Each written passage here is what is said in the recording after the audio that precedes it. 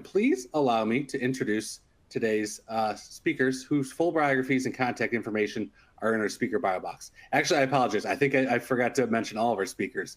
We've got RunSafe Security, Health-ISAC, and then VulnCheck. So to our speakers, we've got Shane Fry, the Chief Technology Officer at RunSafe Security, who consults on secure system design for the medtech industry and the government. Shane has been in cybersecurity for more than a decade and has researched hardware and software security with a focus on secure boot, memory corruption, and web vulnerabilities. Let's also welcome Phil Englert, VP of Medical Device Security at Health-ISAC. Phil works with device manufacturers on privacy and security and also coordinates with healthcare providers to make sure those implementations are both practical and achievable. Finally, we've got Patrick Garrity, security researcher at VulnCheck, a cybersecurity expert who focuses on vulnerabilities, vulnerability exploitation, and threat actors. So with that, I'm going to kick it off by asking Shane, why is it that in the medical device industry, cybersecurity has shifted from a technical issue to a business critical factor? Yeah, I think there's a handful of things. We are seeing more regulation from, the FDA to the CRA that's kind of pushing more emphasis on cybersecurity, particularly in the supply chain aspects of that. For a long time, folks focused on cybersecurity of just the software that they built, but they didn't really think about, what was coming into their supply chain, whether that was through their vendors or their, open source software. The other thing that we're seeing is, a continued rise in ransomware in the medical space. So that's not just on medical devices like pacemakers and MRI machines, but it's also, all the IT systems and interconnectivity as we look at hospitals becoming connected to digital record systems and, all kinds of cloud infrastructure as well. And so, we'll get to more specifics on that in a little bit, but there's been a steady increase in that over time. And so, medical providers, device manufacturers, they've all got to care about cybersecurity so they can continue to provide the best patient outcomes that they can. Yeah, absolutely, yeah. Huge. It's a huge topic that we're covering in medical design outsourcing, connectivity, but also that security when you've got all that data moving around. So let's start with a poll for our audience. And we're going to ask you, what is your biggest medical device cybersecurity concern today? So we're going to have some of these polls throughout the presentation. If you can just click the box that is your answer, and we'll give everybody a little bit of time to answer. Your options are compliance, vulnerabilities, ransomware, SBOMs, or procurement risk. So we'll give people a little bit of time to enter their answer. Yeah, and so while we're giving them a minute or two, I'd like to add two other elements to what Shane said. And one of them is the expansion of healthcare technology. We are connecting more and more devices that used to be standalone into the ecosystem, creating a larger threat surface. So that's one way in which the networks are expanding. The other way is we're pushing more high acute care away from the high acute care centers, the hospitals as it were, and pushing them into ancillary care providers or even the home setting. And so that, again, expands that threat surface and also makes it that much more complex to manage. Very good, very good. All right, last chance to get your answers in. Click a button, and all right, let's go to the results. Let's see. It looks like far and away compliance is the number one, 55%, followed by vulnerabilities. So a lot of focus here on compliance and vulnerabilities. Go to our next slide. Shane, do you want to take us through the agenda, or you want me to tear through this? Yeah, I can take the agenda real quick. So we've got four major topics we're going to talk about today. Kind of the business stakes of cybersecurity, the vulnerability landscape, and some insights from some threat actor stuff from Black Basta. We're going to talk about compliance and regulatory drivers, and then kind of a wrap-up topic of bridging product security with that business strategy. So how can you be aligned on the product and the business side of things, and then we'll have Q&A at the end. Very good, very good. We've got another poll coming up here.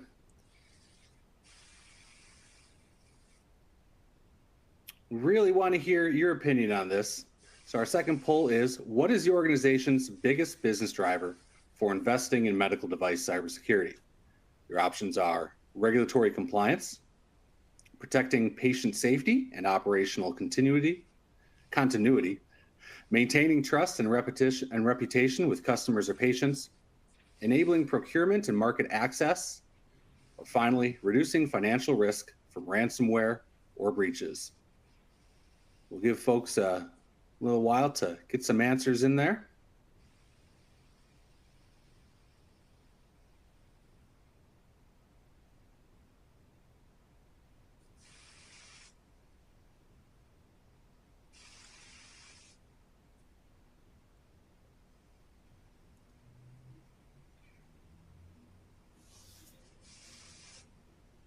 Okay, still coming in.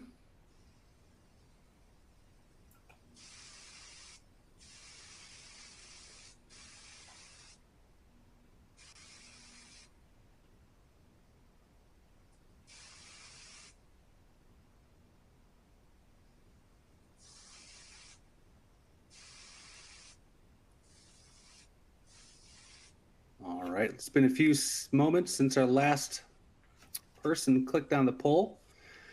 So here we go. The number one answer is, with about 42%, protecting patient safety and operational continuity, followed by regulatory compliance with about a third of our respondents.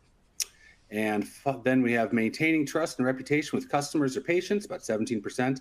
And finally, reducing financial risk from ransomware or breaches.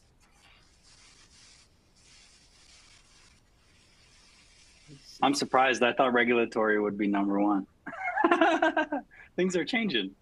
So did I. Yeah, absolutely. So yeah. So Shane, let's talk now. Let's get started with why is it that cybersecurity is now a defining factor in healthcare and medical device business strategy? Yeah, you putting an emphasis on finally or now is kind of interesting. Back 10, 15 years ago, there was a huge wave of cybersecurity research into patient medical devices. Let's talk about pacemakers and similar technologies that were starting to become connected, via Wi-Fi or Bluetooth. And there was a lot of very deeply technical research into exploiting those devices and causing bad outcomes. And then, kind of people forgot about it in the research community, which you see that across the board, across multiple industries, where people get really excited about one area and they go look at it. But, as it relates to cybersecurity, that threat, that risk never goes away. Just because researchers kind of turn their head and look a different direction into a different industry, those devices are still vulnerable. And, as we see more and more devices interconnected, like Phil was talking about, whether that's in end user devices that are in the homes or things in a hospital setting, that's more and more attack surface for patient safety to become an issue, right? If someone can impact how your pacemaker is modulating the heart, or how the MRI machine is managing its scans, that can, either directly, in the case of the pacemaker, mess with somebody's heart, or indirectly, might change an outcome for a medical professional that is trying to do a diagnostic. And so we see, with the Black Boster ransomware, where, a whole healthcare system was crippled and had to go back to paper-based systems. And, how can you effectively care for your patients in a hospital setting if you don't have, the fastest access to their medical records? And, that's not a great situation to be in, especially as we look at, some environments, hospitals that are doing, remote surgeries, robotic enabled surgeries. If your network's down, you can't do surgery. So that's not good. So we're definitely seeing an intake in, people being worried about patient safety. The operational impact, very closely related to what I was just talking about, but, really is focused on how quickly can you get your patients? How can you do billing and, charting and all the things that you have to do to keep patients safe and keep your hospital and your medical practice going. I mean, as more and more of these network devices are getting added to the network, more IT systems are talking to more of these embedded OT medical devices, you're definitely going to start running into more opportunity for operations to slow down or stop as cybersecurity incidents happen. And then this one, kind of matched, I think, with the first two polls really is the reputational risk. Nobody wants to be on the front page of, CNN or Fox News or, medical journals about how their cybersecurity failed them, and therefore there were negative impacts. And so, that's something that is in probably a lot of global risk compliance folks' minds, a lot, especially in the medical device manufacturer space, where they don't want to be the source of a cybersecurity incident. But, kind of talking to the audience that we see today, I can understand why patient safety is number one. Everything that we should be doing in cybersecurity should be viewed through, the lens of making sure the patient can get the best care they need as quickly as they can. So, that polling, while surprising, is in one aspect because most folks that we talk to aren't, haven't been as concerned about that, but it certainly makes a lot of sense. And I think on those are great points, Shane. And I think on a more esoteric level, right, the long-term effects, when we talk about patient safety, it's a visible outcome, on an individual patient. The inability to deliver care is a broader population health management aspect of it, right? Doctors Christian DeMeth and Jeff Tully down at the University of San Diego have done a couple of really landmark studies. And the first one demonstrates that when a hospital is ransomed, because of all the additional activities to recover, restore services in a more robust way, changing in processes, that patient outcomes decline, and they decline for as long as 18 months. So your outcomes, so that the level of healthcare that we're used to, right, isn't quite where it was, and that goes to that reputational harm. The other one that I thought was really insightful was that when a community hospital is under attack, the surrounding hospitals in the community are under duress as well, because they have to deal with the overflow of patients that now are there that they're not staffed for immediately. They don't have the supplies for. They may not have all the equipment to maintain that. So the level of the care in the other surrounding community hospitals also gets impacted, by one of your peers in your own community being ransomed or attacked. Yeah, absolutely. So one of the things that RunSafe did this year is we did a really comprehensive study on what are the priorities for healthcare buyers, looking at kind of across the board, not just in device manufacturers or not just in hospitals, and really wanted to understand what's motivating the purchases and what are the kind of requirements that are being laid down. And I thought this was particularly interesting because we see a lot of interest on cybersecurity and getting devices and software and networks to be resilient against various cyber attacks. But to see that 83% of the people that were surveyed are actually including cybersecurity standards into their RFPs. That's really exciting because, if one medical device manufacturer has cybersecurity requirements, that's going to flow down to all of the vendors in their ecosystem. And so that's really great. That's how you kind of get this top-down buy-in on cybersecurity, and that's going to help everybody. Unfortunately, only 38% of those included detailed security requirements. And so, we're going to see what that looks like over the next, 2, 3, 4, 5 years. But, the more detailed we can get in our cybersecurity requirements, the better the sellers, the vendors can be at meeting the requirements and really raising the bar. I've seen this in a lot of industries where someone puts in an RFP that says, just do cyber. We need to do cybersecurity. Well, what does that mean? How do you do that effectively?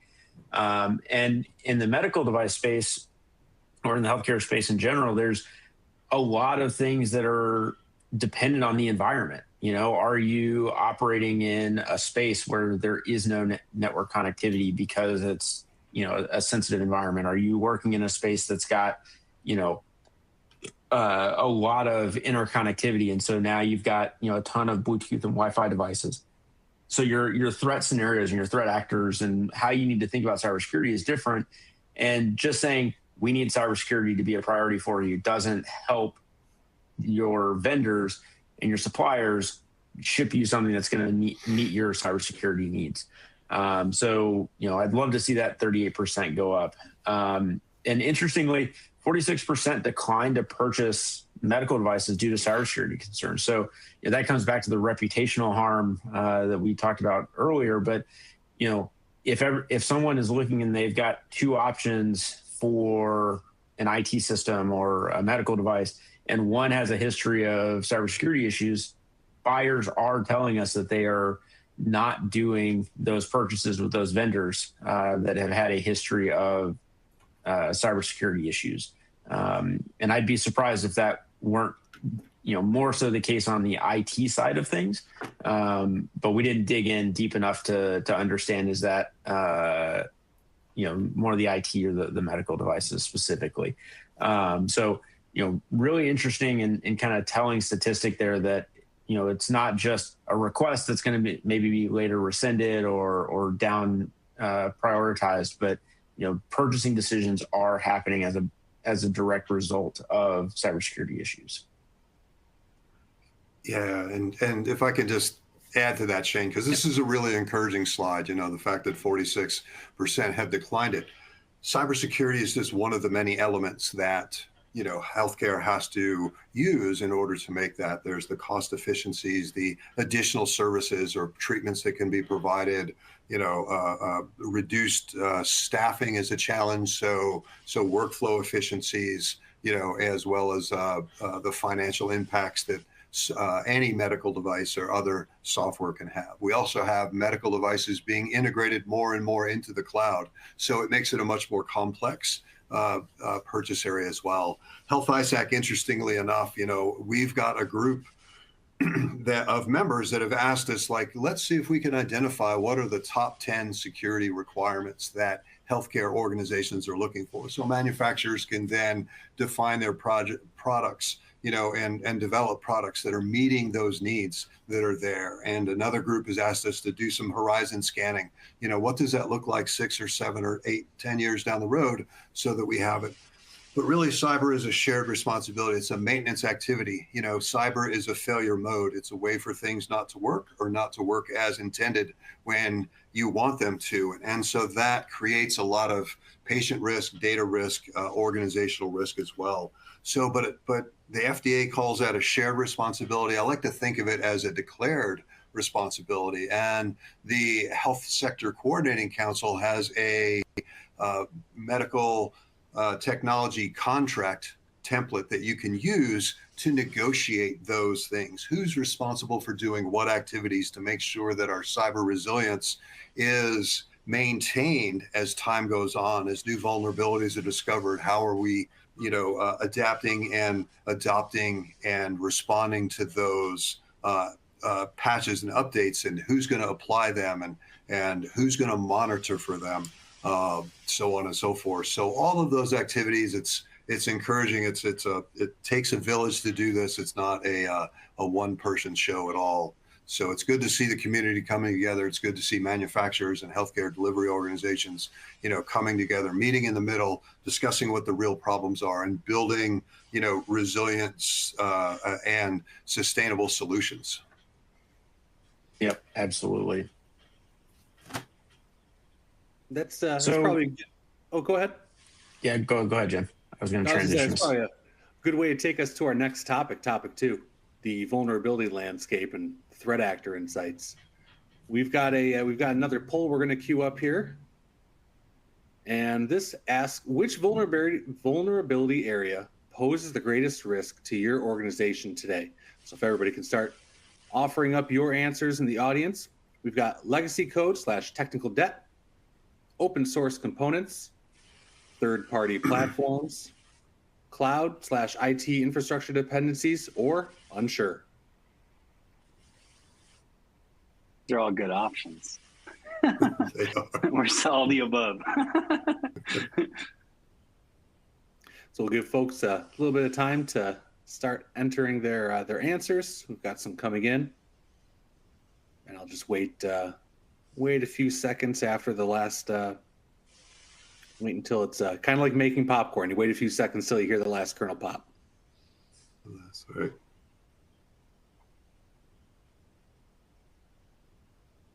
Still coming in.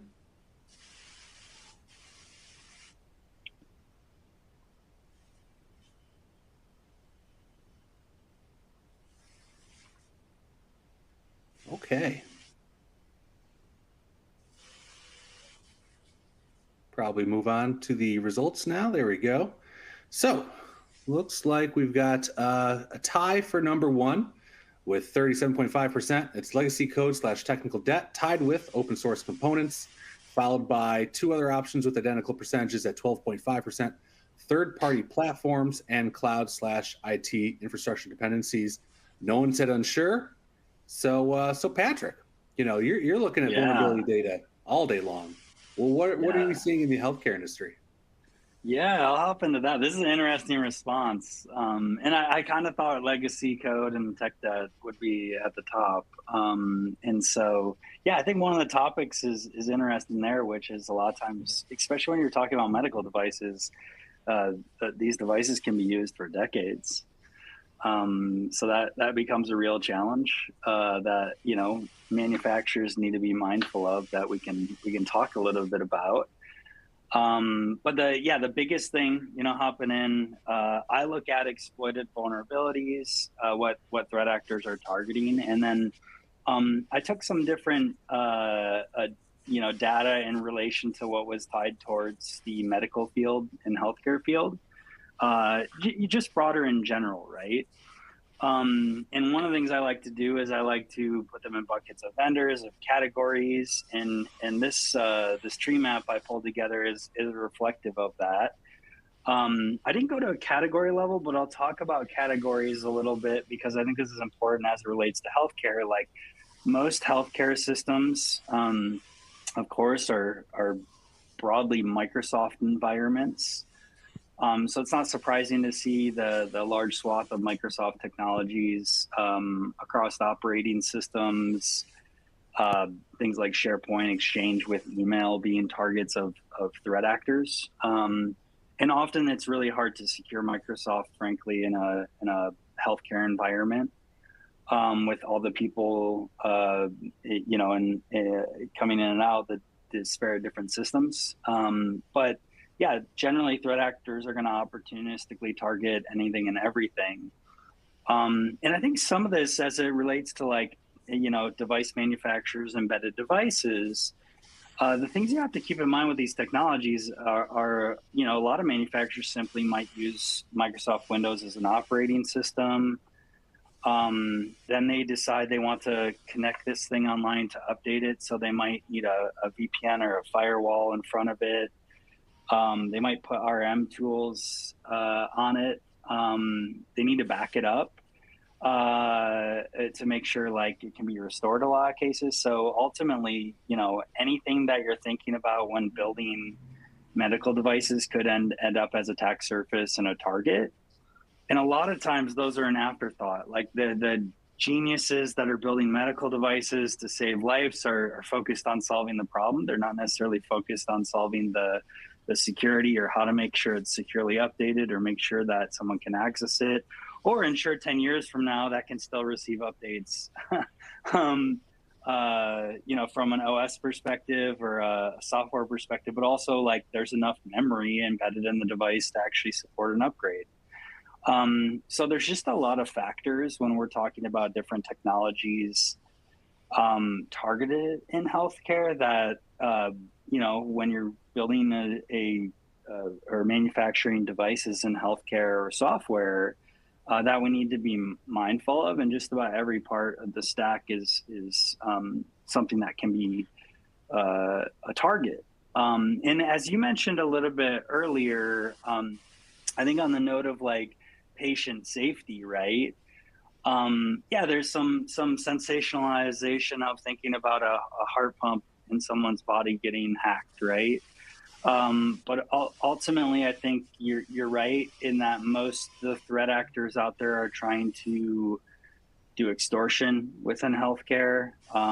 They're trying to ransom, those sorts of activities. But unfortunately, those activities end up impacting patient care, as you mentioned, from some of the studies out there, which is rather interesting.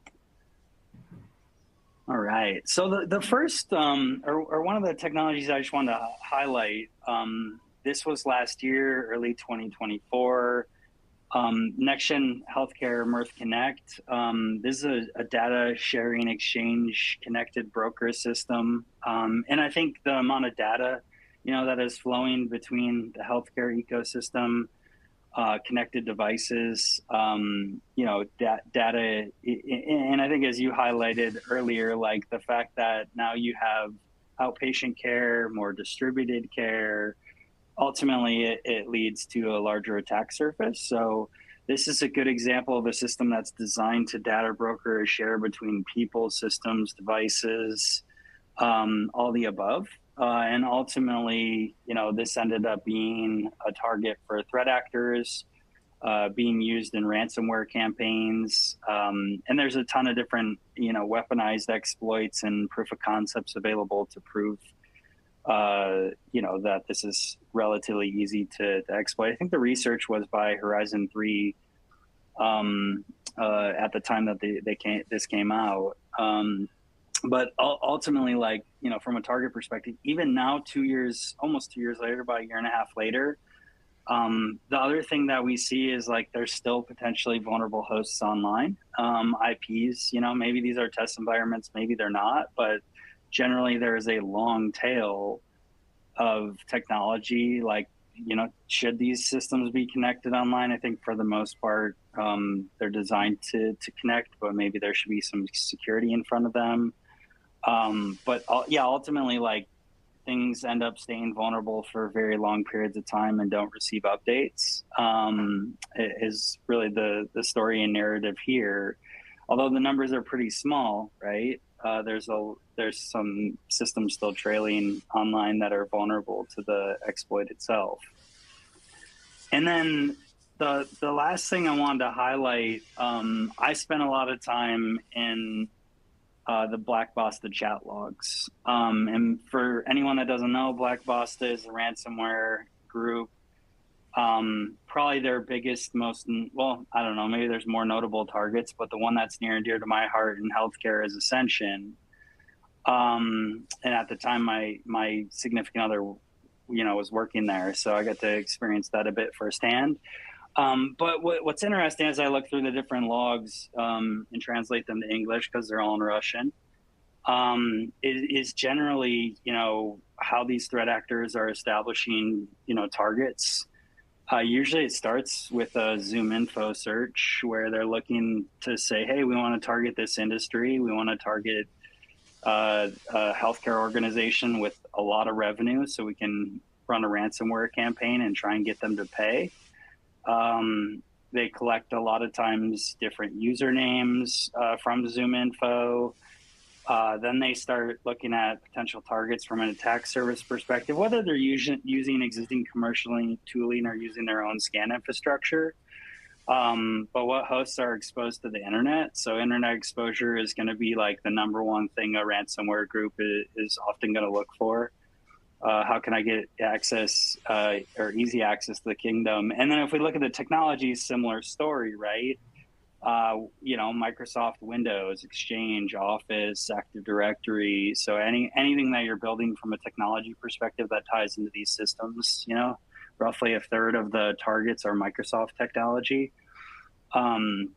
Go for the low-hanging fruit. Also, the gateway side of things. So you see on here, Citrix NetScalers are very common in healthcare systems for access to EMR.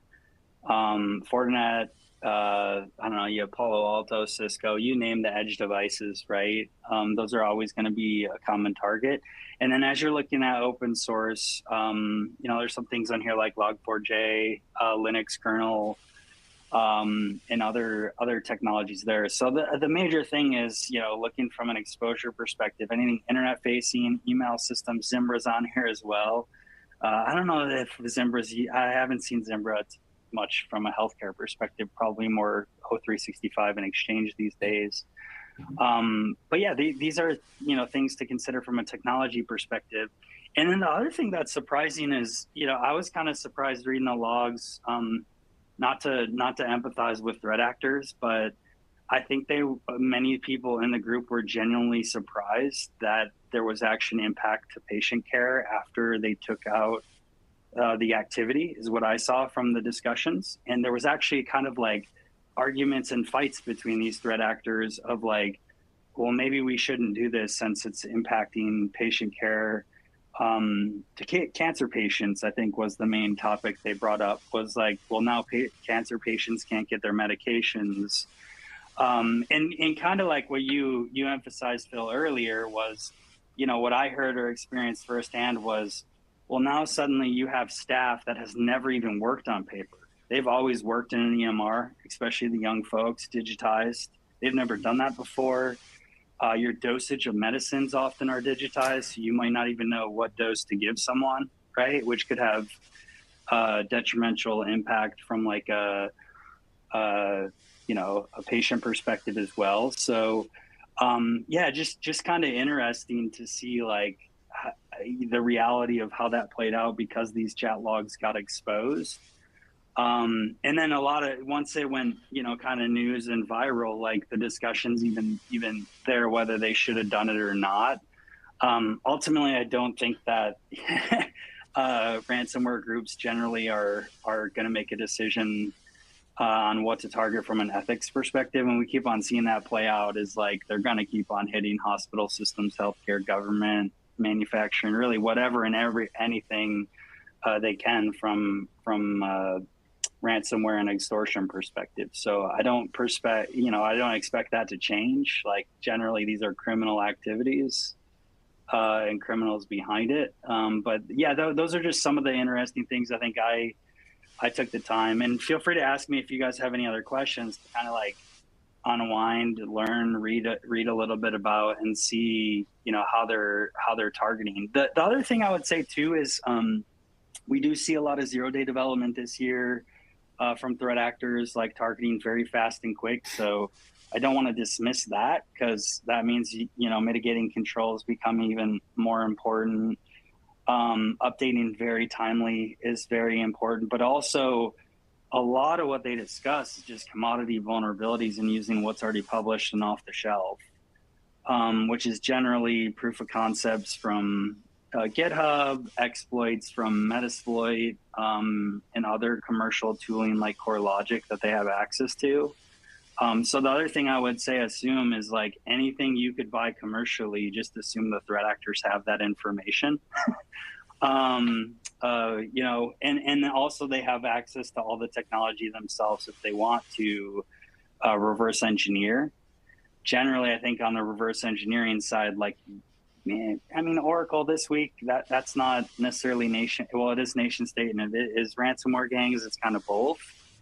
But, I think threat actors generally will prefer to use a commodity that's available over spending time on the engineering side, unless they're going for a very targeted, sophisticated attack. So, those are the things I would say to keep in mind. But yeah, curious if you guys have any other questions or comments on the Black Basta stuff.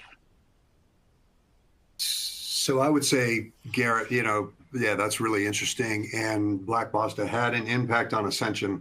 I'll go back to Change Health, right? It impacted a third of the covered lives in the United States. So over 300 million people or 100 million people were affected by that. So as we aggregate healthcare, our threat surface as far as the impact gets much larger on that as well. So that's a real challenge. You mentioned Mirth Connect. And the exposed, and you also mentioned DICOM and PAC systems, the exposed systems that are there on the internet are amazingly, and it's grown since this issue was first raised in, I think, almost 10 years ago in 2017, when the first study came out. And I thought about that, and I thought about how we have expanded that healthcare. So it used to be DICOM and PAC systems were simply for diagnostic imaging, X-rays and CTs and MRIs. And now we're using them for, your eye doctor has it, so ophthalmic work, your dentist has it, so all those panoramics that they now take, as well as pathology. So just the amount of data that is out there is phenomenal. They say a medium-sized hospital generates about 1.37 terabytes of data a day. Wow. So that's like 50 petabytes a year. It's a huge amount of data that we're looking to protect, and it's a very, complex and broad-ranging, threat network that we're trying to protect as well. So we've seen bad actors change their tactics. As we've seen healthcare, the acute care centers have gotten better at protecting, their core data centers and their core infrastructure. And bad actors have shifted over to their business partners, and other ancillary care locations in order to use those and then move laterally throughout those connected networks. Yeah, and I think the business partner side's a big one, and I talked a little bit about that earlier, which is like, well, now they need remote access to connect in. They're now implementing tools that you might not have in the scope from a security perspective that now all of a sudden introduce risk. And then the other piece is, I kind of emphasize the Microsoft piece, but generally there's a lot of systems that don't get updated or touched in a healthcare environment for a very long period of time that frankly often go EOL. And so they don't, that's something really to consider from a manufacturing perspective is, are you building something that can be sustained and maintained over the next decade or two if you're expecting it to be in production for that long? So those are big pieces I think that get overlooked often when you're shipping products to solve a healthcare problem. Yeah, and the other thing I would say is, Patrick, you were talking about the kind of infighting with Black Basta, and that reminded me, I don't know, 10 plus years ago or so, it feels like an eternity ago, there was a criminal group that happened to accidentally hack the HVAC system at a hospital. Once they realized what it was, they were like, oh, hey, we don't want to impact patients, and they backed out and kind of undid their ransomware for free. But I think as time has gone on, the bad actors are realizing that hospitals are going to pay, or their cyber insurance company is going to pay, and so where in the past they've maybe been victims of crimes of just convenience. Hey, we found this server online. Well, it happened to be a hospital, and so it worked. Now I think we're seeing more targeting of those hospital systems and that those networks because they do pay.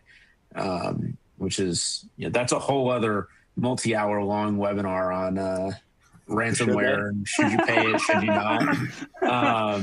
But I think that it ties in really, really nicely with everything you were mentioning, Patrick and Phil as well.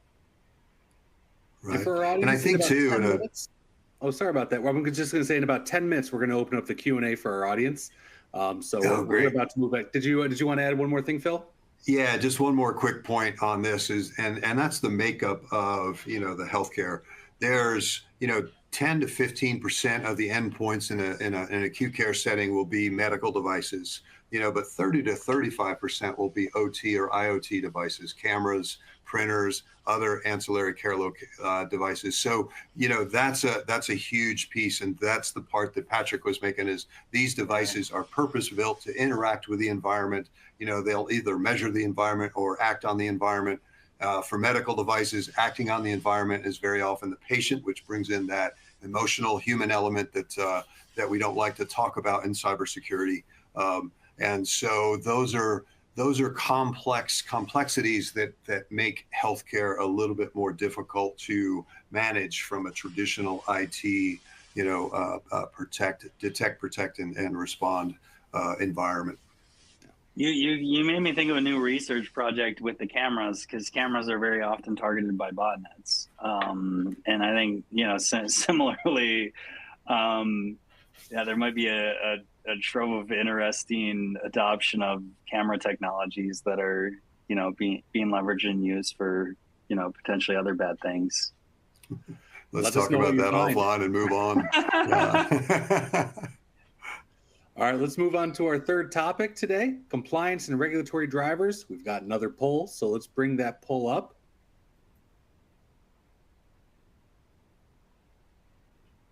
This next poll is going to be, what is your biggest challenge with meeting new FDA EU cybersecurity requirements? Is it SBOM generation and maintenance, vulnerability management and patching, resource constraints, time, people, budget, all the things none of us has enough of, lack of clarity on what's good enough, or none of the above, or you're already compliant? So let's get some answers in here. Give a few moments for folks to get the answers in.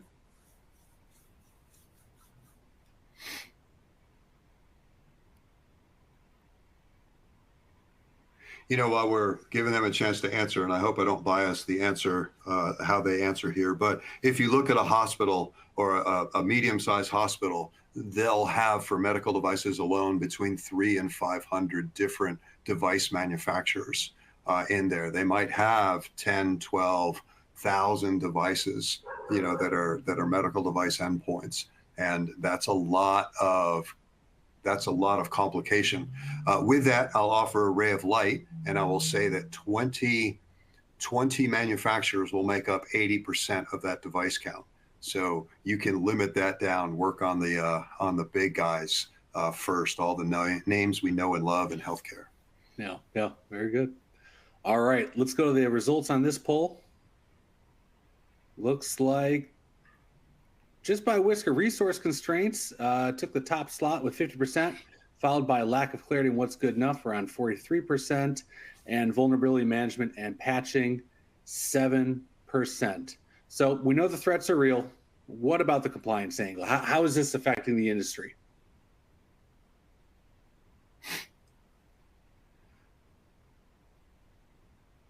So I'll start with this. So the regulatory requirements are changing, and they're changing rapidly, and they're beginning to solidify. We've got the FDA has come out with its pre-market guidance. The 524B gave them statutory authority over cyber, which they really only had statutory authority for safety prior to that. We knew that cyber was linked to safety, but that was a gray, fuzzy area. So this gives them the ability. The FDA regulates medical device manufacturers. Once the device is in the market, sold to a customer, the FDA is not really there for that. They don't regulate it unless they change that. The EU Cyber Resilience Act is pushing, and there's also the MDR, the medical device regulations in the EU. And these two kind of clash with each other. They're afraid of overstepping each other's boundaries. And again, it's that there's the specific device, and then there's all the network infrastructure that supports the use and application of that device in that environment. The EU takes a much more proactive. I like the approach that they have, in that they recognize that there are many vendors that are involved in that cycle. There's the device manufacturer, the interface people that make that. There's the cloud hosting folks that collect that data and regurgitate it, manage it, feed it back to the caregivers in a meaningful way, and the EU recognizes that. They hold each entity accountable for their part of that. The FDA, on the other hand, or the HHS, on the other hand, tends to hold the acute care centers, the hospitals, the primary care providers for that. And when we think of hospitals in the United States, excuse me, there's about 6,000 of them, and that's a declining number in there. So that's about 120 hospitals per state.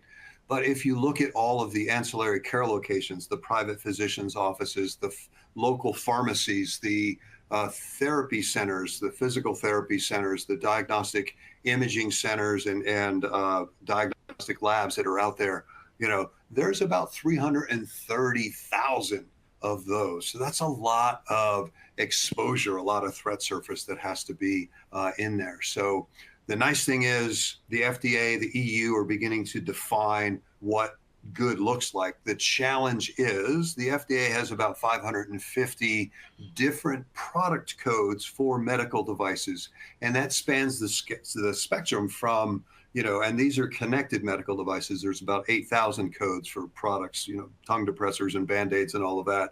But for connected medical devices, there's about 550, and that number is growing all the time. And that's from anything from tympanic thermometers right up through PET CTs that work on annihilation events of antimatter and matter to generate an image. I mean, it's right out of the comic book. So the spectrum is phenomenal. So it's hard to regulate, hard to determine what is good enough. And that's the question that the manufacturers ask all the time. What is good enough for that?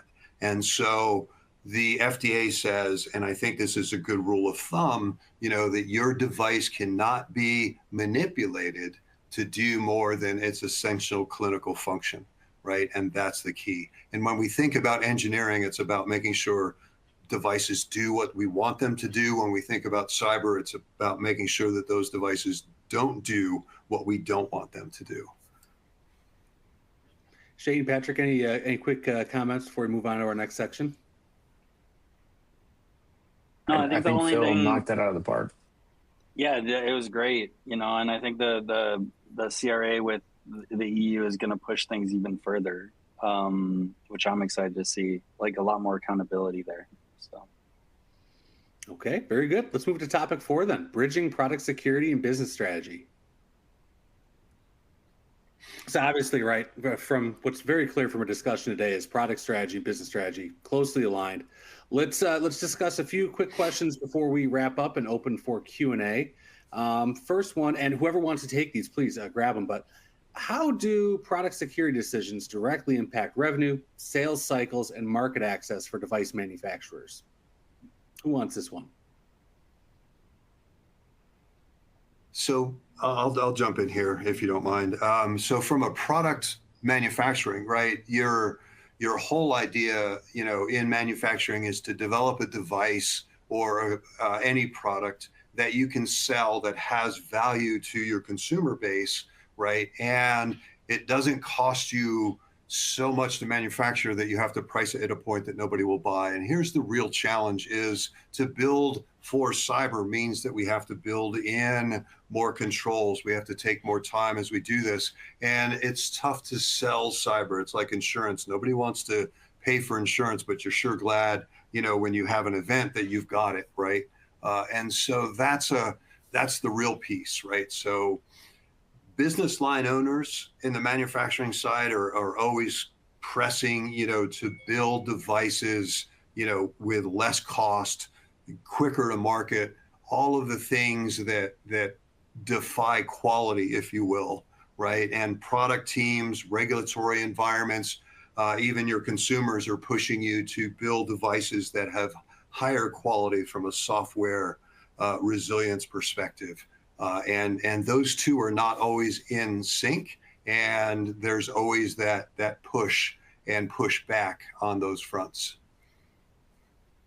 Shane, Patrick, anything on those, or would one of you like a shot at number 2? Yeah, I mean, I think it's maturity in the market. I think I've been building products, software, and security for a long time, and it just is expected that what you're building is secure. I think this is a long time coming for other areas where maybe it takes a lot longer to mature, and it's just not perceived as a priority. Like when you're a medical professional building a tool, and I have a lot of friends that do this, or a device that's a medical device, like the last thing on your mind is how do I solve the patient problem, not how do I make this secure. And so naturally, I think the market's maturing where they're starting to say, hey, but I need you to do this, but I also need you to make sure it's secure. And so naturally the forces are driving that because there's real security risk. And so much of medical device design, it'll be a lot easier if you start thinking about it right from the get-go. Let's go on to the second question then. What does moving beyond compliance to holistic resilience look like in practice for both manufacturers and healthcare providers? Who wants that one? I'll take that one. So This one's really interesting because I think the answers are slightly different for manufacturers and healthcare providers, but they're interrelated. So, one thing that's going to be useful for both is to demand from your vendors and from their vendors, all the way down the supply chain, accurate software bill of materials. So, as a device manufacturer, you've got to build in security, and that's, what can you do framework-wise and development practice-wise and security solutions-wise to secure your device. But if you don't know that you have vulnerabilities that you're shipping in your software today, there's only so much you can do. And there are some solutions that help you with known and unknown vulnerabilities like RunSafe, but you got to do the whole thing. And so if you have an accurate software bill of materials, ideally one that was done at software build time, then as a device manufacturer, you can track known vulnerabilities. You can be kept up to date with the latest, Linux kernel vulnerabilities or, SSL encryption vulnerabilities, things like that. And that can help you prioritize and ship software. If you want to build in information about what vulnerabilities are being exploited actively, that's a great way to prioritize your mitigation plan. And then for healthcare providers, if you get that SBOM, that can help you hold your vendors accountable to the cybersecurity requirements that you're giving them. Your cybersecurity SLAs for, how quickly they need to provide a patch to you and things like that. And so without that software bill of materials, you're going to be very limited because, we didn't talk about this, and this is another one of those 2 hour long topics of, if you don't know what's in the software you're deploying to your networks, then how can you know that a vulnerability affects you?